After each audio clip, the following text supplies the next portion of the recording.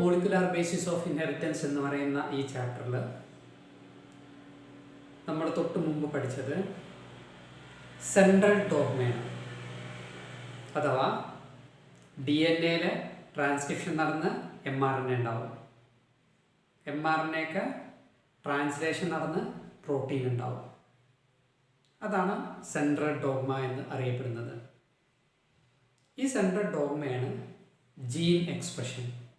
അപ്പോൾ നമ്മുടെ സെല്ലിലുള്ള, നമ്മുടെ ബോഡിയിലുള്ള ഒരു സെല്ലിലുള്ള, ന്യൂക്ലിയസിലുള്ള, ക്രോമസോമിലുള്ള DNA, അതിലെ ജനറ്റിക് ഇൻഫർമേഷൻ ആദ്യം ട്രാൻസ്ക്രിപ്ഷൻ എന്ന് പറഞ്ഞ പ്രോസസ്സിലൂടെ mRNAവും, പിന്നീട് അത് റൈബോസോമിലെത്തി ട്രാൻസ്ലേഷൻ എന്ന് പറഞ്ഞ പ്രോസസ്സിലൂടെ പ്രോട്ടീനാവും.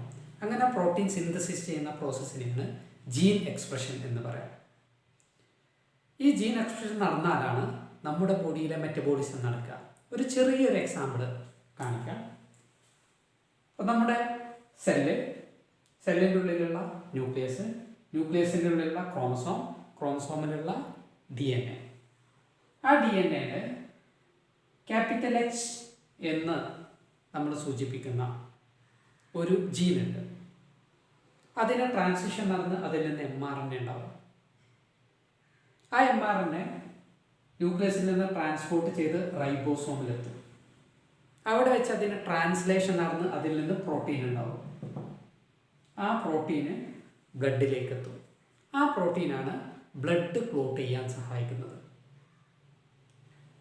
ചില ആളുകൾക്ക് ക്യാപിറ്റൽ Hന് പകരം അത് സ്മോൾ H ആയിരിക്കും. അപ്പോൾ അത് വേണ്ട രീതിയിൽ ജീൻ എക്സ്പ്രഷൻ നടക്കൂല, അങ്ങനെ പ്രോട്ടീൻ ഉണ്ടാവില്ല. അപ്പോൾ അവർക്ക് ബ്ലഡ് ക്ലോട്ടിങ് നടക്കാതെ വരും. ആ ഒരു അവസ്ഥയാണ് ഹീമോഫീലിയ എന്ന് പറയാം. കഴിഞ്ഞ ചാപ്റ്ററിൽ നമ്മൾ പഠിച്ചിട്ടുണ്ട്. അപ്പോൾ ഈ ജീൻ എക്സ്പ്രഷൻ നടക്കാത്തത് കൊണ്ടാണ് അവർക്ക് ബ്ലഡ് ക്ലോട്ട് ചെയ്യാൻ സഹായിക്കുന്ന ചില പ്രോട്ടീനുകളുടെ അഭാവം ഉണ്ടാവുന്നത്. അതുകൊണ്ടാണ് അവർക്ക് ഹീമോഫീലിയ എന്ന് പറയുന്ന അസുഖം ഉണ്ടാകുന്നത്. പക്ഷെ നമുക്കൊന്നും ഹീമോഫീലിയ എന്ന് പറഞ്ഞ അസുഖമില്ല. കാരണം നമ്മുടെ സെല്ലിലുള്ള ഈ ജീനിൻ്റെ എക്സ്പ്രഷൻ കൃത്യമായിട്ട് നടക്കുന്നത് കൊണ്ട് ബ്ലഡ് ക്ലോട്ട് ചെയ്യാൻ സഹായിക്കുന്ന പ്രോട്ടീനുകളൊക്കെ നമ്മുടെ ബ്ലഡിലുണ്ട്. ഒരു മുറിവുണ്ടായാൽ അവിടെ ബ്ലഡ് ക്ലോട്ട് ചെയ്യും. അപ്പോൾ നമ്മുടെ മെറ്റബോളിസം കൃത്യമായിട്ട് നടക്കുന്നു എന്നർത്ഥം. ഇനി ഒരു കാര്യം കൂടി മനസ്സിലാക്കാം. ഈ ജീൻ എക്സ്പ്രഷൻ എന്ന് പറയുന്ന ഈ പ്രോസസ്സ്, അതിന് വളരെ എനർജി ആവശ്യമാണ്. അതുകൊണ്ട് തന്നെ ബോഡിക്ക് ആവശ്യമുള്ള സമയത്ത് മാത്രമേ ജീൻ എക്സ്പ്രഷൻ നടക്കേണ്ടതുള്ളൂ. അല്ലാത്ത സമയത്ത് ജീൻ എക്സ്പ്രഷൻ നടക്കേണ്ടതില്ല. അപ്പോൾ ബോഡിക്ക് ആവശ്യമുള്ള സമയത്ത് ജീൻ എക്സ്പ്രഷൻ നടക്കണം, ബോഡിക്ക് ആവശ്യമില്ലാത്ത സമയത്ത് ജീൻ എക്സ്പ്രഷൻ തടയപ്പെടണം. അതിനെയാണ് റെഗുലേഷൻ ഓഫ് ജീൻ എക്സ്പ്രഷൻ എന്ന് പറയാം. അത് എങ്ങനെയാണ് യൂക്കാരിയോട്സിലും പ്രോകാരിയോട്സിലും നടക്കുന്നത് എന്നാണ് നമ്മൾ ചർച്ച ചെയ്യാൻ പോകുന്നത്. ഇപ്പോൾ ഉദാഹരണത്തിന് നമ്മുടെ രക്തത്തിൽ ധാരാളം പ്രോട്ടീൻ ഉണ്ട്. ബ്ലഡ് ക്ലോട്ട് ചെയ്യാൻ സഹായിക്കുന്ന പ്രോട്ടീന് നമ്മുടെ രക്തത്തിൽ ധാരാളം ഉണ്ട്. വീണ്ടും ജീൻ എക്സ്പ്രഷൻ നടന്ന് പ്രോട്ടീൻ ഉണ്ടാക്കേണ്ട കാര്യമില്ല. അപ്പോൾ ബോഡിക്ക് ആവശ്യമുള്ള സമയത്ത് ജീൻ എക്സ്പ്രഷൻ നടക്കുക, അല്ലാത്ത സമയത്ത് അത് തടയപ്പെടുക. അതിനെയാണ് റെഗുലേഷൻ ഓഫ് ജീൻ എക്സ്പ്രഷൻ എന്ന് പറയാം. അത് യൂക്കാരിയോട്സിലും പ്രോകാരിയോട്സിലും വ്യത്യസ്തമാണ്. കാരണം യൂക്കാരിയോട്സിൽ വ്യക്തമായൊരു ന്യൂക്ലിയർ മെംബ്രെയിൻ ഉണ്ട്. ആ ന്യൂക്ലിയസിൻ്റെ ഉള്ളിൽ വെച്ചിട്ടാണ് ട്രാൻസ്ക്രിപ്ഷൻ എന്ന പ്രോസസ്സ് നടന്ന് mRNA ഉണ്ടാകുന്നത്. അത് ന്യൂക്ലിയസിൽ നിന്ന് റൈബോസോമിലേക്ക് ട്രാൻസ്പോർട്ട് ചെയ്ത് അവിടെ എത്തിയാൽ മാത്രമേ ട്രാൻസ്ലേഷൻ എന്ന പ്രോസസ്സ് നടക്കുള്ളൂ. എന്നാൽ പ്രോകാരിയോട്സിൽ വ്യത്യാസമുണ്ട്. അവിടെ ഈ ന്യൂക്ലിയസും അല്ലെങ്കിൽ ഈ DNAയും സൈറ്റോപ്ലാസും തമ്മിൽ സെപ്പറേഷൻ ബൗണ്ടറി ഇല്ല. അപ്പോൾ അവിടെ ട്രാൻസ്ക്രിപ്ഷനും ട്രാൻസ്ലേഷനും ഒരേ കമ്പാർട്ട്മെൻറ്റിലാണ് നടക്കുന്നത്. അപ്പോൾ ട്രാൻസ്ക്രിപ്ഷൻ സ്റ്റാർട്ട് ചെയ്ത ഉടനെ ട്രാൻസ്ലേഷൻ ആരംഭിക്കും. അഥവാ ട്രാൻസ്ക്രിപ്ഷനും ട്രാൻസ്ലേഷനും കപ്പിൾഡാണ്. അങ്ങനെയുള്ള വ്യത്യാസം നമ്മൾ നേരത്തെ മനസ്സിലാക്കിയതാണ്. അപ്പോൾ യൂക്കാരിയോട്സിൽ എങ്ങനെയൊക്കെ ജീൻ എക്സ്പ്രഷൻ നടക്കുന്നു നമുക്ക് നോക്കാം. യൂക്കാരിയോട്സിലെ ജീൻ എക്സ്പ്രഷൻ്റെ റെഗുലേഷൻ പല ലെവലിൽ സാധ്യമാണ്. ട്രാൻസ്ക്രിപ്ഷണൽ ലെവലില്, പ്രോസസ്സിംഗ് ലെവലില്, ട്രാൻസ്പോർട്ട് ലെവലില്, ട്രാൻസ്ലേഷണൽ ലെവലില്. ഉദാഹരണത്തിന് ട്രാൻസ്ക്രിപ്ഷൻ എന്ന് പറഞ്ഞ പ്രോസസ്സ് തടയുന്നതിലൂടെ ജീൻ എക്സ്പ്രഷൻ തടയാൻ പറ്റും. ഇനി ട്രാൻസ്ക്രിപ്ഷൻ നടന്നു കഴിഞ്ഞാൽ പ്രോസസ്സിംഗ് എന്ന് പറയുന്ന സ്പ്ലൈസിങ്, ക്യാപ്പിംഗ്, ടെയിലിംഗ് തുടങ്ങിയ പ്രോസസ്സുകളൊക്കെ നടക്കാറുണ്ട്. അപ്പോൾ ട്രാൻസ്ക്രിപ്ഷൻ നടന്ന് ഈ പ്രോസസ്സിംഗ് തടയുന്നതിലൂടെ ജീൻ എക്സ്പ്രഷൻ മൊത്തം തടയാൻ പറ്റും. ഉദാഹരണത്തിന് ട്രാൻസ്ക്രിപ്ഷൻ നടന്ന് HNRNA ഉണ്ടാവും. അതിൻ്റെ സ്പ്ലൈസിങ്ങും ക്യാപ്പിങ്ങും ടൈലിങ്ങും നടക്കുമ്പോഴാണ് mRNA ഉണ്ടാവുക. അപ്പോൾ ഈ hnRNAയുടെ തുടർന്നുള്ള പ്രോസസ്സിംഗ് തടയുന്നതിലൂടെ ജീൻ എക്സ്പ്രഷൻ തടയാൻ പറ്റും. ഇനി പ്രോസസ്സിങ്ങും നടന്നു കഴിഞ്ഞാൽ ഇത് റൈബോസോമിലേക്ക് ട്രാൻസ്പോർട്ട് ചെയ്താൽ മാത്രമേ ട്രാൻസ്ലേഷൻ നടക്കുള്ളൂ. ഈ ട്രാൻസ്പോർട്ട് തടയുന്നതിലൂടെ ജീൻ എക്സ്പ്രഷൻ തടയാൻ പറ്റും. അതാണ് ട്രാൻസ്പോർട്ട് ലെവലിലുള്ള റെഗുലേഷൻ. ഇനി ട്രാൻസ്പോർട്ട് നടന്ന് റൈബോസോമിൽ എത്തിയാലും ട്രാൻസ്ലേഷൻ എന്ന് പറഞ്ഞ പ്രോസസ്സ് നടന്നാലേ പ്രോട്ടീൻ ഉണ്ടാവുള്ളൂ. ഈ ട്രാൻസ്ലേഷൻ തടയുന്നതിലൂടെ ജീൻ എക്സ്പ്രഷൻ തടയാൻ പറ്റും. അപ്പോൾ യൂകാരിയോട്സിൽ പല ലെവലിൽ ജീൻ എക്സ്പ്രഷൻ റെഗുലേറ്റ് ചെയ്യാൻ പറ്റും. ട്രാൻസ്ക്രിപ്ഷണൽ ലെവലിൽ, പ്രോസസ്സിംഗ് ലെവലിൽ, ട്രാൻസ്പോർട്ട് ലെവലിൽ, ട്രാൻസ്ലേഷൻ ലെവലിൽ. എന്നാൽ പ്രോകാരിയോട്സിൽ സാധ്യമല്ല. കാരണം അവിടെ ട്രാൻസ്ക്രിപ്ഷൻ നടന്ന് ഉടനെ ട്രാൻസ്ലേഷനും നടക്കും. മാത്രമല്ല അവിടെ പ്രോസസ്സിംഗ് ഇല്ല, ട്രാൻസ്പോർട്ട് ഒന്നുമില്ല. അപ്പോൾ പ്രോകാരിയോട്സിനെ സംബന്ധിച്ച് ട്രാൻസ്ക്രിപ്ഷണൽ ലെവലിൽ മാത്രമേ ജീൻ എക്സ്പ്രഷൻ റെഗുലേറ്റ് ചെയ്യാൻ പറ്റുള്ളൂ. ട്രാൻസ്ക്രിപ്ഷൻ തടയുന്നതിലൂടെ മാത്രമേ ജീൻ എക്സ്പ്രഷൻ റെഗുലേറ്റ് ചെയ്യാൻ പറ്റുള്ളൂ. അപ്പോൾ പ്രോകാരിയോട്സിനെ സംബന്ധിച്ച് ജീൻ എക്സ്പ്രഷൻ റെഗുലേറ്റ് ചെയ്യാൻ ചില മെക്കാനിസം ഉണ്ട്. ആ മെക്കാനിസത്തെയാണ് ഓപ്പറോൺ എന്ന് പറയാം. ഓപ്പറോൺ എന്താണെന്നും അതിൻ്റെ എക്സാമ്പിളുകളുമാണ് നമ്മൾ ഇനി ഡിസ്കസ് ചെയ്യാൻ പോകുന്നത്. പ്രോകാരിയോട്സിൽ ട്രാൻസ്ക്രിപ്ഷണൽ ലെവലിൽ മാത്രമേ ജീൻ എക്സ്പ്രഷൻ റെഗുലേറ്റ് ചെയ്യാൻ പറ്റൂ എന്ന് നമ്മൾ പറഞ്ഞു. അവിടെ ജീൻ എക്സ്പ്രഷൻ റെഗുലേറ്റ് ചെയ്യാൻ ഒരു പ്രത്യേക മെക്കാനിസം ഉണ്ട്. പ്രോകാരിയോട്സിൻ്റെ പ്രത്യേകത അത് പോളിസിസ്ട്രോണിക് ആയിരിക്കും. എന്ന് പറഞ്ഞാൽ ഒരു പ്രൊമോട്ടറിൻ്റെയും ടെർമിനേറ്ററിൻ്റെ ഇടയിൽ രണ്ടോ അതിൽ കൂടുതലോ സ്ട്രക്ചറൽ ജീനുകൾ ഉണ്ടാകും. ഇവിടെ ഈ പോളിസിസ്ട്രോണിക് സ്ട്രക്ചറൽ ജീനുകളെ റെഗുലേറ്റ് ചെയ്യാൻ ഒരു റെഗുലേറ്ററി ജീനും ഒരു പ്രൊമോട്ടറും, അഥവാ ഒരു കോമൺ റെഗുലേറ്ററി ജീനും ഒരു കോമൺ പ്രൊമോട്ടറും ഉള്ള ഒരു മെക്കാനിസം ഉണ്ട്. ആ മെക്കാനിസത്തെയാണ് ഓപ്പറോൺ എന്ന് പറയാം. ബാക്ടീരിയയിലും പ്രൊകാരിയോട്സിലും കാണുന്ന ജീൻ എക്സ്പ്രഷൻ റെഗുലേറ്റ് ചെയ്യാൻ സഹായിക്കുന്ന പ്രത്യേക മെക്കാനിസമാണ് ഓപ്പറോൺ. ഇത് ഫ്രാങ്കോയിസ് ജേക്കബ്, ജാക്യു മൊണോഡ് എന്നീ സയന്റിസ്റ്റുകളാണ് ആദ്യമായിട്ട് പ്രപ്പോസ് ചെയ്തത്. Lac operon, TRP operon, his operon, val operon ഇതൊക്കെ ഓപ്പറോണിന് എക്സാമ്പിളാണ്. അപ്പോൾ ഓപ്പറോൺ എന്ന് പറയുന്ന കോൺസെപ്റ്റ് ഇതാണ്: ഒരു പോളിസിസ്ട്രോണിക് ജീനിനെ, ഒരുപാട് ജീനുകളെ റെഗുലേറ്റ് ചെയ്യാൻ ഒരു കോമൺ പ്രൊമോട്ടറും കോമൺ റെഗുലേറ്ററി ജീനും ഉള്ള ഒരു മെക്കാനിസം. ആ മെക്കാനിസത്തെയാണ് ഓപ്പറോൺ എന്ന് പറയാം. ഇതിൽ ലാക് ഓപ്പറോൺ ആണ് നമുക്ക് ഡീറ്റെയിൽ ആയിട്ട് പഠിക്കാനുള്ളത്. ഫ്രാങ്കോയിസ് ജേക്കബും ജാക്യു മൊണോഡും പ്രപ്പോസ് ചെയ്ത ലാക് ഓപ്പറോൺ എന്താണെന്ന് നമ്മൾ ഡീറ്റെയിൽ ആയിട്ട് ചർച്ച ചെയ്യാൻ പോവാണ്. Lac operon. Lac operon is the operon controlling lactose metabolism. എന്താണ് ലാക്ടോസ് മെറ്റബോളിസം എന്നും എങ്ങനെയാണ് ഇത് കൺട്രോൾ ചെയ്യുന്നതെന്നൊക്കെ നമുക്ക് പിന്നീട് പറയാം. ഈ ലാക് ഓപ്പറോൺ പ്രപ്പോസ് ചെയ്തത് ഫ്രാങ്കോയിസ് ജേക്കബ്, ജാക്യു മൊണോഡ് എന്നീ രണ്ട് സയൻറ്റിസ്റ്റുകളാണ്. ഫ്രാങ്കോയിസ് ജേക്കബും ജാക്യു മൊണോഡും. ലാക് ഓപ്പറോണിൻ്റെ സ്ട്രക്ചറാണ് ആദ്യം പറയുന്നത്. ഇത് ഒരു ട്രാൻസ്ക്രിപ്ഷൻ യൂണിറ്റ് ആണെന്ന് കരുതുക. അതിലെ പ്രൊമോട്ടർ ഉണ്ട്, സ്ട്രക്ചറൽ ജീനുകളുണ്ട്, ഇവിടെ ടെർമിനേറ്റർ ഉണ്ടാവും. അപ്പോൾ ഇതൊരു പോളിസിസ്ട്രോണിക് സ്ട്രക്ചറൽ ജീനാണ്. പ്രോകാരിയോട്സ് ആകുമ്പോൾ പോളിസിസ്ട്രോണിക് ആയിരിക്കും. അപ്പോൾ ഇവിടെ ഒരു Z ജീനുണ്ട്, Y ജീനുണ്ട്, A ജീനുണ്ട്. ഇത് പ്രൊമോട്ടറാണ്. പ്രൊമോട്ടറിൻ്റെ ഇടയ്ക്ക് ഒരു റെഗുലേറ്ററി ജീനുണ്ട്. റെഗുലേറ്ററി ജീൻ അല്ലെങ്കിൽ ഇൻഹിബിറ്റർ ജീൻ, അതിനെ I ജീൻ എന്നും പറയും. അതാണ് ഈ ലാക് ഓപ്പറോണിലെ റിപ്രസർ പ്രോട്ടീനെ കോഡ് ചെയ്യുന്നത്. ഇതൊക്കെ എന്താണെന്ന് കുറച്ച് കഴിഞ്ഞാൽ മനസ്സിലാവും. പിന്നെ 3 സ്ട്രക്ചറൽ ജീന് പറഞ്ഞു: Z gene, Y gene, A ജീന്. ഒരു ഓപ്പറേറ്റർ റീജിയൻ ഉണ്ട്. അപ്പോൾ ഒരു ലാക് ഓപ്പറോണിൻ്റെ ഭാഗങ്ങൾ ഇതാണ്: promoter, regulatory gene, operator, structural ജീനുകളായ Z gene, Y gene, A gene. ഇതിൽ Z ജീൻ കോഡ് ചെയ്യുന്നത് ബീറ്റ ഗാലക്ടോസൈഡേസ് എന്ന് പറയുന്ന എൻസൈമിനാണ്. It hydrolyses lactose to galactose and glucose.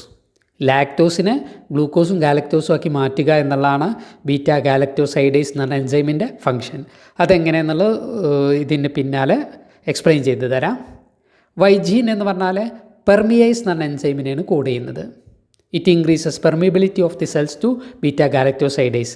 ഈ എൻസൈമിനെ സെല്ലിൻ്റെ ഉള്ളിലേക്ക് ഈസി ആയിട്ട് കടന്നു പോകാൻ സഹായിക്കുന്നത് അല്ലെങ്കിൽ പെർമിയബിലിറ്റി കൂട്ടുന്നത് പെർമിയേസ് എന്ന എൻസൈമാണ്. എ ജീൻ ട്രാൻസ് അസറ്റൈലേസ് എന്ന് പറയുന്ന എൻസൈമിനെയാണ് കോഡ് ചെയ്യുന്നത്. അപ്പോൾ Z gene beta galactosidase, Y gene permease, A gene trans acetylase. ഇതാണ് 3 സ്ട്രക്ചറൽ ജീനുകളും അവ കോഡ് ചെയ്യുന്ന എൻസൈമുകളും. ഈ 3 എൻസൈമുകളും ലാക്ടോസ് മെറ്റബോളിസത്തിന് ആവശ്യമാണ്. എന്താണ് ഈ ലാക്ടോസ് മെറ്റബോളിസം, എങ്ങനെയാണ് അത് നടക്കുന്നത് എന്നൊക്കെ പറയാം. ലാക്ടോപ്രോണിൻ്റെ സ്ട്രക്ചർ നമ്മൾ മനസ്സിലാക്കി.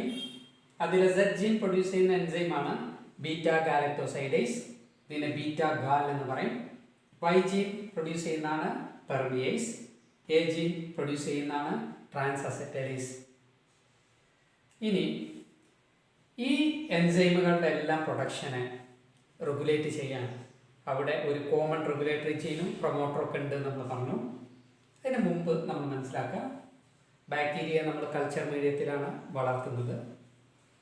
അവിടെ നമ്മൾ ഗ്ലൂക്കോസാണ് പ്രൊവൈഡ് ചെയ്യുന്നതെങ്കിൽ ആ ഗ്ലൂക്കോസിൽ നിന്ന് ബാക്ടീരിയ എനർജി പ്രൊഡ്യൂസ് ചെയ്യും. അപ്പോൾ ഈ ഒരു എൻസൈമുകളൊന്നും അവിടെ പ്രൊഡ്യൂസ് ചെയ്യേണ്ട ആവശ്യമില്ല.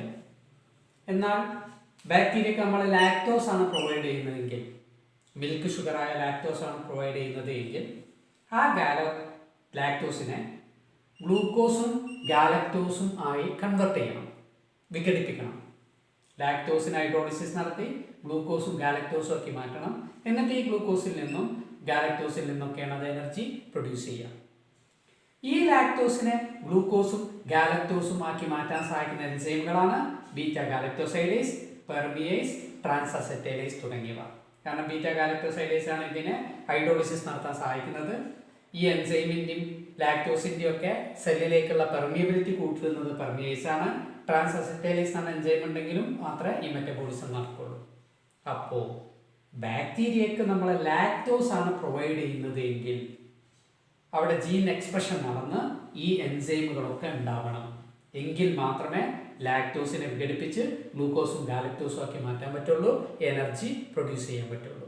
എന്നാൽ ലാക്ടോസ് ആബ്സെൻ്റ് ആണെങ്കിൽ ഈ എൻസൈമുകൾക്കൊന്നും റോളില്ല. അപ്പോൾ ലാക്ടോസ് ആബ്സെൻ്റ് ആണെങ്കിൽ ഈ എൻസൈമുകളുടെ പ്രൊഡക്ഷൻ റെഗുലേറ്റ് ചെയ്യപ്പെടണം, ജീൻ എക്സ്പ്രഷൻ റെഗുലേറ്റ് ചെയ്യപ്പെടണം. അതെങ്ങനെയെന്നാണ് നമ്മൾ ഇനി പറയാൻ പോകുന്നത്. അപ്പോൾ ഒരിക്കൽ കൂടി ശ്രദ്ധിക്കാം. ലാക്ടോസ് പ്രസൻ്റ് ആണെങ്കിൽ ഈ ജീൻ എക്സ്പ്രഷൻ നടക്കണം. ലാക്ടോസ് ആബ്സെൻ്റ് ആണെങ്കിൽ ഈ ജീൻ എക്സ്പ്രഷൻ റെഗുലേറ്റ് ചെയ്യണം. ആ മെക്കാനിസമാണ് നമ്മൾ ഇനി എക്സ്പ്ലെയിൻ ചെയ്യാൻ പോകുന്നത്. ലാക്ടോപ്രോണിൻ്റെ സ്വിച്ചിങ് ഓണും സ്വിച്ചിങ് ഓഫും നടത്തുന്നത് ലാക്ടോസ് ആണ്. ലാക്ടോസ് പ്രസൻ്റ് ആണെങ്കിൽ ജീൻ എക്സ്പ്രഷൻ നടക്കണം. ലാക്ടോസ് ആബ്സെൻ്റ് ആണെങ്കിൽ ജീൻ എക്സ്പ്രഷൻ തടയപ്പെടണം, അഥവാ സ്വിച്ച് ഓഫ് ചെയ്യണം. ഇവിടെ സ്വിച്ചിങ് ഓണും സ്വിച്ചിങ് ഓഫും നടത്തുന്നത് ലാക്ടോസ് ആയതുകൊണ്ട് ലാക്ടോസിനെ ഇൻഡ്യൂസർ എന്നാണ് വിളിക്കുക. ആദ്യം in the absence of inducer അഥവാ in the absence of lactose. Lactose absent ആണെങ്കിൽ എന്താണ് സംഭവിക്കുക എന്നുള്ളത് നമുക്ക് നോക്കാം. RNA പോളിമറൈസ് എന്ന് പറയുന്ന എൻസൈം പ്രൊമോട്ടർ റീജിയനിൽ വന്ന് ബൈൻഡ് ചെയ്യും. അത് ട്രാൻസ്ക്രിപ്ഷൻ നടത്താൻ തുടങ്ങും. അപ്പോൾ ഈ റെഗുലേറ്റർ ജീനിന് കറസ്പോണ്ടിങ് ആയ mRNA ഉണ്ടാവും.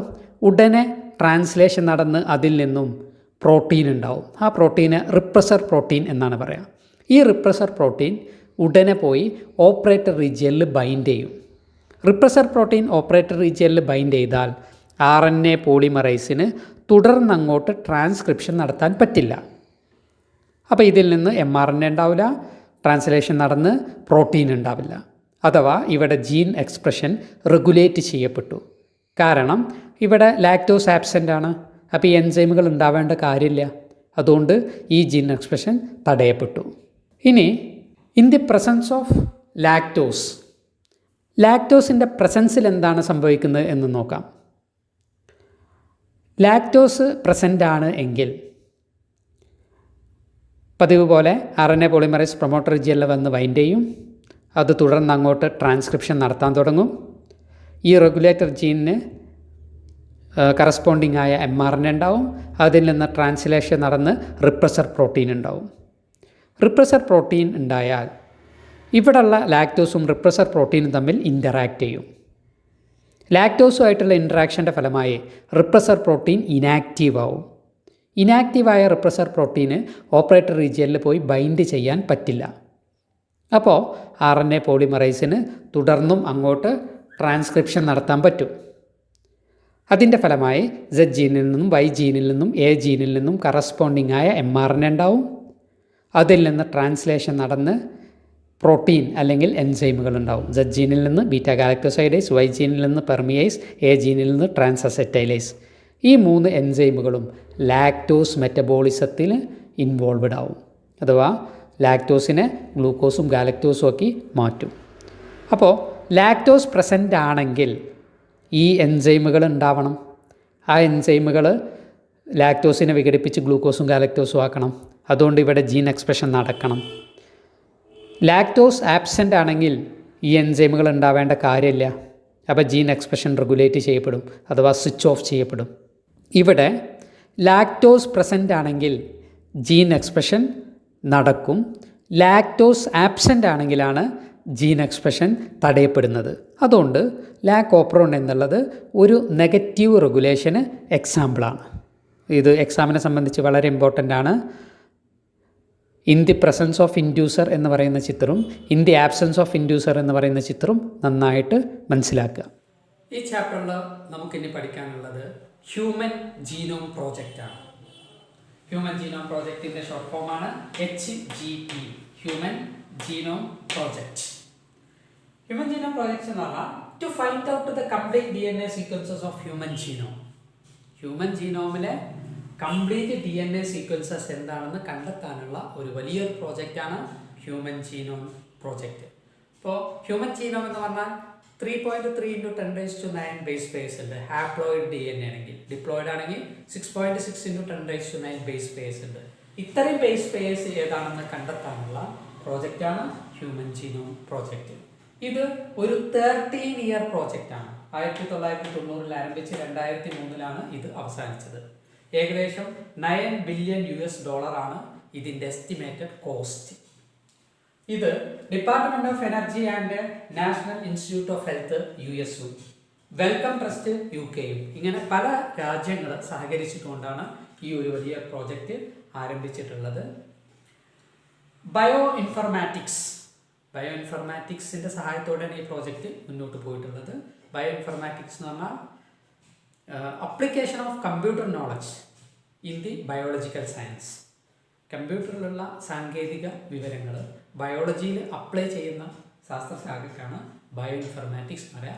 ബയോ ഇൻഫർമാറ്റിക്സിൻ്റെ സഹായത്തോടെയാണ് ഈ ഒരു പ്രോജക്റ്റ് ആരംഭിച്ചിട്ടുള്ളത്. അപ്പോൾ നമുക്കറിയാം നമ്മുടെ DNA-യിൽ 3.3 × 10⁹ ബേസ് പേഴ്സ് ഉണ്ടെന്നാണ് കണക്കാക്കിയിട്ടുള്ളത്. നമ്മുടെ DNA സീക്വൻസുകൾ, നമ്മുടെ DNA-യിലുള്ള മുഴുവൻ സീക്വൻസുകളും ടൈപ്പ് ചെയ്ത് സൂക്ഷിക്കുകയാണെങ്കിൽ ഒരു പേജിൽ 1000 ലെറ്റർ ടൈപ്പ് ചെയ്യണം. അങ്ങനത്തെ 1000 പേജുള്ള 3300 ബുക്കുകളാണ്.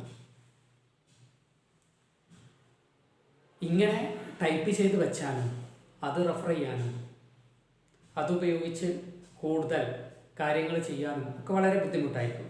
അതുകൊണ്ട് തന്നെ കമ്പ്യൂട്ടറിൻ്റെ സഹായത്തോടെ ഡാറ്റകളാക്കി സ്റ്റോർ ചെയ്യുകയും സോഫ്റ്റ്വെയർ ഡെവലപ്പ് ചെയ്ത് ആ ഡാറ്റ അനാലിസിസ് നടത്തുകയുമാണ് ഹ്യൂമൻ ജീനോം പ്രോജക്റ്റിൽ ചെയ്തിട്ടുള്ളത്. ഇനി ഈ ഹ്യൂമൻ ജീനോം പ്രോജക്റ്റിൻ്റെ ഗോളുകൾ എന്തൊക്കെയാണ്, മെത്തഡോളജികൾ എന്തൊക്കെയാണ്, സാലിയൻ ഫീച്ചേഴ്സുകൾ എന്തൊക്കെയാണ്, ഇതിലൂടെ കണ്ടെത്തിയ കാര്യങ്ങൾ എന്തൊക്കെയാണ് തുടങ്ങിയവയാണ് നമ്മൾ ഇനി നോക്കാൻ പോകുന്നത്. ഹ്യൂമൻ ജീനോം പ്രോജക്റ്റിൻ്റെ ഗോൾസാണ് ഇനി പറയാൻ പോകുന്നത്. ഒന്ന്, identify all the estimated genes in human DNA. Human DNA-യിലുള്ള മുഴുവൻ ജീനുകളും ഏതാണെന്ന് ഐഡൻറ്റിഫൈ ചെയ്യുക. 2, sequencing of 3 billion chemical base pairs of human DNA. Human DNA-യിലുള്ള ഏകദേശം 3 ബില്യൺ കെമിക്കൽ ബേസ് പെയർസ് ഏതാണെന്ന് ഐഡൻറ്റിഫൈ ചെയ്യുക. Store this information in databases. ഇങ്ങനെ കിട്ടുന്ന ഇൻഫർമേഷൻ ഡാറ്റാബേസസ് ആയിട്ട് സ്റ്റോർ ചെയ്യുക. Improve tools for data analysis. അങ്ങനെ ലഭിക്കുന്ന ഡാറ്റ അനാലിസിസ് നടത്താൻ സോഫ്റ്റ്വെയറുകൾ, ടൂളുകൾ ഡെവലപ്പ് ചെയ്യുക. Transfer related technologies to other sectors. ഇതിലൂടെ കിട്ടുന്ന വിവരങ്ങൾ മറ്റ് സെക്ടറുകളിലേക്ക് ട്രാൻസ്ഫർ ചെയ്യുക. Address the ethical, legal and social issues, that is ELSI, that may arise from the project. ഏതൊരു പ്രോജക്റ്റ് ആണെങ്കിലും അതുമായി റിലേറ്റഡായ ethical, legal and social issues വരും. അതിനെ അഡ്രസ്സ് ചെയ്യുക. അത് എന്തൊക്കെ വരുമെന്ന് മുൻകൂട്ടി കാണുക, അത് തരണം ചെയ്യാനുള്ള മാർഗ്ഗങ്ങൾ ഡെവലപ്പ് ചെയ്യുക. അതാണ് ELSI. ഇതൊക്കെയാണ് ഹ്യൂമൻ ജീനോം പ്രോജക്റ്റിൻ്റെ ഗോൾസ്. മെത്തഡോളജീസ്. ഹ്യൂമൻ ജീനോം പ്രോജക്റ്റിൻ്റെ മെത്തഡോളജീസാണ് നമ്മൾ ഡിസ്കസ് ചെയ്യാൻ പോകുന്നത്. 2 മേജർ അപ്രോച്ചസാണ് ഹ്യൂമൻ ജീനോം പ്രോജക്റ്റിൽ ഉണ്ടായിട്ടുള്ളത്. ഒന്ന് എക്സ്പ്രസ്ഡ് സീക്വൻസ് ടാഗ്സ്, അതിൻ്റെ ഷോർട്ട് ഫോമാണ് ESTS. ESTSൻ്റെ ഫുൾ ഫോം ചോദിക്കാം. Expressed sequence tags. Focused on identifying all the genes that are expressed as RNA. നമ്മുടെ ജീനോമിലുള്ള മുഴുവൻ ജീനുകളും ഐഡൻറ്റിഫൈ ചെയ്യാനുള്ള അപ്രോച്ചാണ് ESTS. രണ്ടാമത്തെ അപ്രോച്ചാണ് sequence annotation. Sequencing whole set of genome containing all the coding and non-coding sequences and later assigning different regions in the sequence with the functions. എല്ലാ coding and non coding സീക്വൻസുകളും identify ചെയ്യാനുള്ള അപ്രോച്ചാണ്, മെത്തഡോളജിയാണ് sequence annotation. ഇങ്ങനെ 2 മെത്തഡോളജികളാണ് human genome പ്രോജക്റ്റിൽ ഉള്ളത്. Human genome പ്രോജക്റ്റിന് 2 മെത്തഡോളജിയാണെന്ന് പറഞ്ഞു. അതിലെ രണ്ടാമത്തെ സീക്വൻസ് അനോട്ടേഷൻ നടത്തിയത് ഓട്ടോമേറ്റഡ് DNA സീക്വൻസർ ഉപയോഗിച്ചിട്ടാണ്. അത് ഫ്രെഡറിക് സാങ്കർ ഡെവലപ്പ് ചെയ്ത ഒരു പ്രിൻസിപ്പിളിൻ്റെ അടിസ്ഥാനത്തിൽ പ്രവർത്തിക്കുന്നതാണ് ഈ automated DNA sequencer.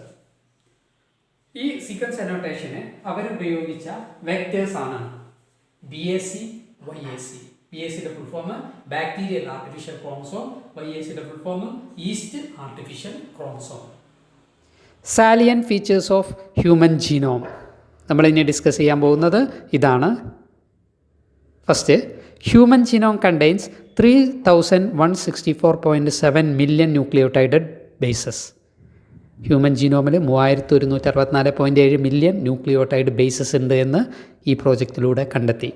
Total number of genes is equal to about 30,000. നമ്മുടെ ജീനോമിൽ ആകെയുള്ള ജീന് 30,000 ആണെന്ന് കണ്ടെത്തി.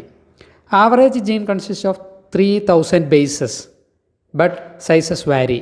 Largest non-human gene, dystrophin on X chromosome, contain 2.4 million bases. ഒരു ആവറേജ് ജീൻ എന്ന് പറഞ്ഞാൽ ഏകദേശം 3000 ബേസ് പെയർസ് ചേർന്നാണെന്ന് കണ്ടെത്തിയിരുന്നു. എന്നാൽ സൈസിൽ വളരെയധികം വ്യത്യാസമുണ്ട്. ഇതുവരെ അറിയപ്പെടുന്ന ലാർജസ്റ്റ് ഹ്യൂമൻ ജീൻ എന്ന് പറഞ്ഞത് X ക്രോമസോമിലുള്ള ഡിസ്ട്രോഫിൻ എന്ന് പറയുന്ന ജീനാണ്. അതിന് 2.4 മില്യൺ ബേസസ് ഉണ്ട്. 99.9% nucleotide bases are same in all people. Only 0.1 difference makes every individual unique. Function of over 50% of discovered genes are unknown. ഇതുവരെ കണ്ടെത്തിയതിൽ 50% ജീനിൻ്റെ ഫംഗ്ഷനും അൺനോൺ ആണ്. Chromosome 1 has most genes 2968. 2968 ജീനുകളാണ് ക്രോമസോം 1-ലുള്ളത്. Y ക്രോമസോമിലാണ് ഏറ്റവും കുറച്ച് ജീനുള്ളത് 231. Y ക്രോമസോമിലുള്ള ജീനുകളെ ഹൊളാൻഡ്രിക് ജീൻ എന്ന് പറയും. കാരണം Y ക്രോമസോം മെയിലിൽ മാത്രമാണ്. ഈ ജീനുകൾ മെയിൽസിന് മാത്രമേ കാണുള്ളൂ. Less than 2% of the genome codes for protein.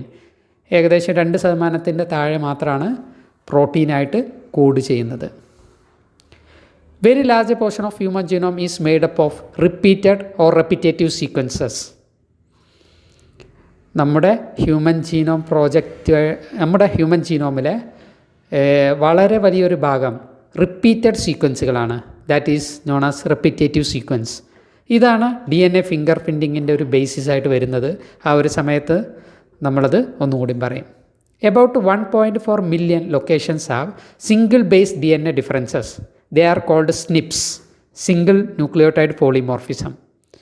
This helps to find chromosomal locations for disease-associated sequences and tracing human history. Human genome പ്രോജക്റ്റിലൂടെ കണ്ടെത്തിയ വളരെ ഒരു പ്രധാനപ്പെട്ട കാര്യം ഇതാണ്. ഹ്യൂമൻ ജീനോമിൽ 1.4 മില്യൺ ലൊക്കേഷൻസ് ഉണ്ട്. ആ ലൊക്കേഷൻസിൻ്റെ പ്രത്യേകത എന്ന് പറഞ്ഞാൽ സിംഗിൾ ന്യൂക്ലിയോടൈഡ് പോളിമോർഫിസാണ്. എന്ന് പറഞ്ഞാൽ ആളുകൾ തമ്മിൽ ഒരു സിംഗിൾ ന്യൂക്ലിയോടൈഡുകളുടെ ഡിഫറൻസ് ഉള്ള 1.4 മില്യൺ ലൊക്കേഷൻസ് ഉണ്ട്. അതിനെ SNPs എന്നാണ് പറയുക. SNPസിൻ്റെ full form single nucleotide polymorphism. ഇതൊക്കെയാണ് salient features of human genome. DNA fingerprinting or DNA profiling, ഇതാണ് നമുക്കിനി ചർച്ച ചെയ്യാനുള്ളത്. It is the technique to identify the similarities and differences of the DNA fragments of 2 individuals.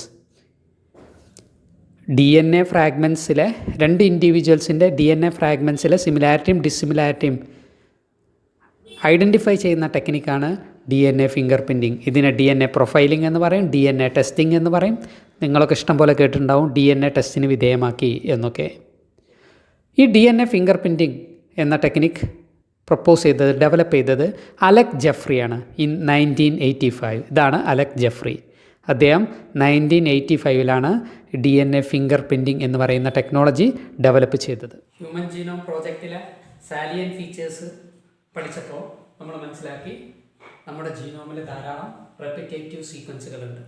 അതിന് repetitive D N A അല്ലെങ്കിൽ minisatellite അല്ലെങ്കിൽ VNTRS എന്ന് പറയും. VNTRSൻ്റെ full form variable number of tandem repeats. അപ്പോൾ ഇങ്ങനെ റിപ്പീറ്റ് ചെയ്ത് വരുന്ന ഇത്തരം സീക്വൻസുകൾ ആണ് ഡി എൻ എ ഫിംഗർ പ്രിൻറ്റിങ്ങിൻ്റെ ബേസിസ്. കാരണം ഇതിൽ ഹൈ ഡിഗ്രി ഓഫ് പോളിമോർഫിസം കാണുന്നുണ്ട്. എന്ന് പറഞ്ഞാൽ ക്ലോസ്ലി റിലേറ്റഡ് ഇൻഡിവിജ്വൽസ് തമ്മിൽ ഇതിന് വളരെയധികം സാമ്യത കാണും. എന്നാൽ ആളുകൾ തമ്മിലുള്ള റിലേഷൻഷിപ്പ് അകലും തോറും ഇവ തമ്മിലുള്ള ഡിഫറൻസ് കൂടി വരും. ഇങ്ങനെയുള്ള ഈ സിമിലാരിറ്റിയും ഡിഫറൻസും അനലൈസ് ചെയ്താണ്, സിമിലാരിറ്റിയും ഡിസിമിലാരിറ്റിയും അനലൈസ് ചെയ്താണ് ഡി എൻ എ ഫിംഗർ പ്രിൻറ്റിങ്ങിൽ കാര്യങ്ങൾ ചെയ്യുന്നത്. അപ്പോൾ ഇതാണ് ഡി എൻ എ ഫിംഗർ പ്രിൻറ്റിങ്ങിൻ്റെ ബേസിസ്. ഇനി ഡി എൻ എ ഫിംഗർ പ്രിൻറ്റിങ്ങിൻ്റെ സ്റ്റെപ്പുകൾ എന്തൊക്കെയാണെന്നുള്ളത് നമുക്ക് നോക്കാം. അപ്പോൾ നിങ്ങൾ കുറച്ചും കൂടി ഡി എൻ എ ഫിംഗർ പ്രിൻറ്റിങ്ങിനെ കുറിച്ച് ഒരു ഐഡിയ കിട്ടും. Steps of D N A fingerprinting. Southern blotting ടെക്നിക്കിനെ ആസ്പദമാക്കിയിട്ടാണ് D N A fingerprinting പ്രവർത്തിക്കുന്നത്. ഇതിലെ സ്റ്റെപ്പുകൾ ഏതൊക്കെയെന്നുള്ളത് നോക്കാം. 1. Isolation of D N A from any cells or blood, stains, semen stains, saliva, hair roots, bone, skins etcetera. അപ്പോൾ blood സ്റ്റെയിനിൽ നിന്നോ ഹെയറിൽ നിന്നോ സെമനിൽ നിന്നോ സലൈവയിൽ നിന്നോ ബോണിൽ നിന്നോ എവിടെ നിന്നാണെങ്കിലും നമുക്ക് ഡി എൻ എ ഐസൊലേറ്റ് ചെയ്ത് എടുക്കാൻ പറ്റും. അതാണ് ഒന്നാമത്തെ step, isolation of D N A. Second step digestion of D N A by restriction endonucleases enzyme. അങ്ങനെ നമുക്ക് ലഭിച്ച ഡി എൻ എയെ ചെറിയ ഫ്രാഗ്മെൻറ്റുകളാക്കി മാറ്റുന്ന പ്രോസസ്സാണ് digestion of D N A. അതിന് സഹായിക്കുന്നത് റെസ്ട്രിക്ഷൻ എൻഡോന്യൂക്ലിയൈസസ് എൻസൈമാണ്. മൂന്നാമത്തെ step separation of D N A fragments by gel electrophoresis. Gel electrophoresis ഉപയോഗിച്ച് നമുക്ക് ലഭിച്ച ഡി എൻ എ ഫ്രാഗ്മെൻറ്റുകളെ സെപ്പറേറ്റ് ചെയ്തെടുക്കാൻ പറ്റും. Then treat the D N A fragments with alkali to denature D N A bonds in the gel into single standard. അങ്ങനെ double standard D N A ഫ്രാഗ്മെൻറ്റുകളെ ആൽക്കലിയായിട്ട് treat ചെയ്ത് NaOH ആയിട്ട് treat ചെയ്ത് single standard D N A fragments കൂടി ആക്കാൻ പറ്റും. Fourth step transferring or blotting of D N A fragments to synthetic membrane such as nitrocellulose filter paper or nylon. ഈ D N A ഫ്രാഗ്മെൻറ്റുകളെ ഒരു nitrocellulose filter പേപ്പറിലേക്കോ അല്ലെങ്കിൽ nylon പേപ്പറിലേക്കോ transfer ചെയ്യുക. അതിനെയാണ് blotting എന്ന് പറയുന്നത്. Fifth step hybridisation using radio active labelled VNTR probe. Place the nitrocellulose filter paper in a solution of radioactive labeled single stranded DNA probe. Single standard radio active DNA പ്രോബുകളുള്ള ഒരു സൊല്യൂഷനിലേക്ക് ഈ nitrocellulose filter paper വെക്കുക. അപ്പോൾ DNA probe binds with the complementary sequences of the DNA fragments on the membrane to form a hybridized DNA. ഈ nitrocellulose filter പേപ്പറിലുള്ള DNA ഫ്രാഗ്മെൻറ്റുകളോട് complementary ആയ DNA പ്രോബുകൾ bind ചെയ്ത് ഡബിൾ സ്റ്റാൻഡേർഡ് DNA ഫ്രാഗ്മെൻറ്റുകളായിട്ട് മാറും, ഹൈബ്രിഡൈസ്ഡ് DNA ആയിട്ട് മാറും. Detection of hybridized DNA by autoradiography. Hybridized DNA is photographed on an x ray film. ഈ ഹൈബ്രിഡൈസ്ഡ് DNA ഒരു എക്സ്റേ ഫിലിമിൻ്റെ മുമ്പിൽ വെക്കുക. അപ്പോൾ റേഡിയോ ആക്റ്റീവ് ഫ്രാഗ്മെൻറ്റ്സ് ഉള്ളതുകൊണ്ട് ഓട്ടോ റേഡിയോഗ്രാഫി ടെക്നിക്കിലൂടെ അതിൻ്റെ ഇമേജ് നമുക്ക് ലഭിക്കും. ഈ ഇമേജിനെയാണ് DNA ഫിംഗർ പ്രിൻറ്റ് എന്ന് പറയാം. സ്റ്റെപ്പുകൾ: 1 isolation of DNA, 2 digestion of DNA by restriction endonucleases enzyme, 3 separation of DNA fragments by gel electrophoresis, 4 transferring of DNA fragments to synthetic membrane, 5 hybridization using radio active labelled VNTR probe, 6 detection of hybridized DNA by autoradiography. അങ്ങനെ ലഭിക്കുന്ന x ray ഷീറ്റിനെയാണ് DNA fingerprint എന്ന് പറയാം. Application of DNA fingerprinting. DNA finger പ്രിൻറ്റിങ്ങിൻ്റെ അപ്ലിക്കേഷനാണ് നോക്കുന്നത്. Forensic tool to solve പറ്റേണിറ്റി, rape, murder etcetera. ഇതൊരു powerful forensic ടൂളാണ്. പെറ്റേണിറ്റിയിലെ പ്രശ്നങ്ങൾ, റേപ്പുമായിട്ട് ബന്ധപ്പെട്ട പ്രശ്നങ്ങൾ, മർഡർ തെളിയിക്കാൻ ഒക്കെ ഇത് ഉപയോഗിക്കും. ടെക്സ്റ്റ് ബുക്കിലുള്ള ഈ ഒരു ചിത്രം നോക്കുക. ഇത് ക്രൈം നടന്ന സ്ഥലത്തുനിന്ന് ലഭിച്ച, ക്രൈം നടത്തിയ ആളുടേതാണെന്ന് സംശയിക്കുന്ന ഒരു വസ്തുവിൽ നിന്ന് ലഭിച്ച DNA ഫിംഗർ പ്രിൻ്റാണ്. ഇത് ക്രൈം നടത്തിയെന്ന് ഡൗട്ടുള്ള A എന്ന് പറയുന്ന വ്യക്തിയുടെയും ഇത് B എന്ന് പറയുന്ന വ്യക്തിയുടെയും DNA ഫിംഗർ പ്രിൻ്റാണ്. ഇത് നോക്കിയാൽ നിങ്ങൾക്ക് മനസ്സിലാവും ക്രൈം നടന്ന സ്ഥലത്തുനിന്ന് ലഭിച്ച വസ്തു ആരുടേതാണ്. നമുക്ക് വളരെ ക്ലിയറായിട്ട് പറയാം, ഇത് B എന്ന് പറയുന്ന വ്യക്തിയുടെ വസ്തുവാണ് ക്രൈം നടന്ന സ്ഥലത്തുനിന്ന് ലഭിച്ചത് എന്ന് വ്യക്തമാവും. ഉദാഹരണത്തിന് ക്രൈം നടന്ന സ്ഥലത്തുനിന്ന് ലഭിച്ച ബ്ലഡ് സ്റ്റെയിൻസ്, സെമൻ അല്ലെങ്കിൽ ഒരു മുടി, ഇതിൽ നിന്നൊക്കെ DNA ഐസൊലേറ്റ് ചെയ്ത് DNA ഫിംഗർ പ്രിൻ്റ് ഉണ്ടാക്കാം. പിന്നെ ക്രൈം നടത്തിയെന്ന് സംശയിക്കുന്ന ആളുകളുടെയൊക്കെ DNA ഫിംഗർ പ്രിൻ്റ് എടുക്കാം. അങ്ങനെ മാച്ച് ചെയ്ത് നോക്കിയാൽ ആരാണ് ക്രൈം നടത്തിയെന്ന് നമുക്ക് വ്യക്തമായിട്ട് മനസ്സിലാവും. ഇതുകൊണ്ടാണ് ഇത് ഒരു പവർഫുൾ ഫോറൻസിക് ടൂൾ ആണെന്ന് പറയുന്നത്. രണ്ടാമത്തെ application for the diagnosis of genetic diseases. Genetic ഡിസീസുകൾ കണ്ടെത്താൻ ഇത് സഹായിക്കുന്നുണ്ട്. To determine phylogenetic status of animals, to determine population and genetic diversities. ഇങ്ങനെ പല ആപ്ലിക്കേഷനാണ് DNA ഫിംഗർ പ്രിൻറ്റിങ്ങിന് ഉള്ളത്. മോളിക്കുലാർ ബേസിസ് ഓഫ് ഇൻഹെറിറ്റൻസ് എന്ന് പറയുന്ന വലിയൊരു ചാപ്റ്റർ ഇതോടെ കംപ്ലീറ്റ് ആവുകയാണ്. ഇതിൽ നമ്മൾ ആദ്യം DNA കെമിക്കൽ സ്ട്രക്ചർ പറഞ്ഞു, DNA പാക്കേജിങ് പറഞ്ഞു, DNA ജെനറ്റിക് മെറ്റീരിയൽ എന്ന് കണ്ടെത്തിയ എക്സ്പെരിമെൻറ്റുകൾ പറഞ്ഞു, DNA RNA ജെനറ്റിക് മെറ്റീരിയൽ ആവാനുള്ള റീസൺസും DNA RNAക്കാളും ബെറ്റർ ജെനറ്റിക് മെറ്റീരിയൽ ആവാനുള്ള റീസൺസും പറഞ്ഞു. അതിനുശേഷം central dogma of molecular biology പരിചയപ്പെട്ടു. അതിലെ സെമി കൺസർവേറ്റീവ് റെപ്ലിക്കേഷൻ, അത് എക്സ്പെരിമെൻറ്റിലൂടെ പ്രൂവ് ചെയ്ത മിസൽസ് ആൻഡ് ആൻസ്റ്റോൾ എക്സ്പെരിമെൻറ്റ്. പിന്നീട് ട്രാൻസ്ക്രിപ്ഷൻ, യൂക്കാരിയോട്സിലും പ്രോകാരിയോട്സിലും അത് തമ്മിലുള്ള ഡിഫറൻസ്, യൂക്കാരിയോട്സിലുള്ള അഡീഷണൽ കോംപ്ലക്സിറ്റീസ്. അതിനുശേഷം ജെനറ്റിക് കോഡും tRNAയുടെ സ്ട്രക്ചറും പഠിച്ചതിന് ശേഷം ട്രാൻസ്ലേഷനും നമ്മൾ പഠിച്ചു കഴിഞ്ഞു. ട്രാൻസ്ലേഷൻ പഠിച്ചതിന് ശേഷം ജീൻ എക്സ്പ്രഷൻ്റെ റെഗുലേഷൻ പറഞ്ഞു. യൂക്കാരിയോട്സിലും പ്രോകാരിയോട്സിലും അതിലുള്ള ഡിഫറൻസ് പറഞ്ഞു. പ്രോകാരിയോട്സിൽ റെഗുലേറ്റ് ചെയ്യാൻ പ്രത്യേക മെക്കാനിസം എന്ന് പറഞ്ഞു. ആ മെക്കാനിസത്തെയാണ് ഓപ്പറോൺ എന്ന് പറയാം. ഓപ്പറോണിന് എക്സാമ്പിളായി ലാക് ഓപ്പറോൺ പഠിച്ചു. അവസാനം ഹ്യൂമൻ ജീനോം പ്രോജക്റ്റ്, അതിൻ്റെ ഗോൾസ്, മെത്തഡോളജി, സാലിയൻ ഫീച്ചേഴ്സ് നമ്മൾ പരിചയപ്പെട്ടു. അവസാനം DNA ഫിംഗർ പ്രിൻറ്റിംഗ് എന്ന് പറയുന്ന ഇതിൻ്റെ ഒരു അപ്ലിക്കേഷൻ നമ്മൾ മനസ്സിലാക്കി. DNA ഫിംഗർ പ്രിൻറ്റിംഗ് എന്താണ്, അതിൻ്റെ സ്റ്റെപ്സുകൾ എന്തൊക്കെയാണ്, അതിൻ്റെ അപ്ലിക്കേഷനും നമ്മൾ പഠിച്ചു കഴിഞ്ഞു. വലിയൊരു ചാപ്റ്ററാണ് ഇത്. നന്നായിട്ട് ആദ്യം മുതൽ അവസാനം വരെ സിസ്റ്റമാറ്റിക്കായിട്ട് ഫോളോ ചെയ്താൽ മാത്രമേ നിങ്ങൾക്കിത് പഠിയുള്ളൂ. All the best.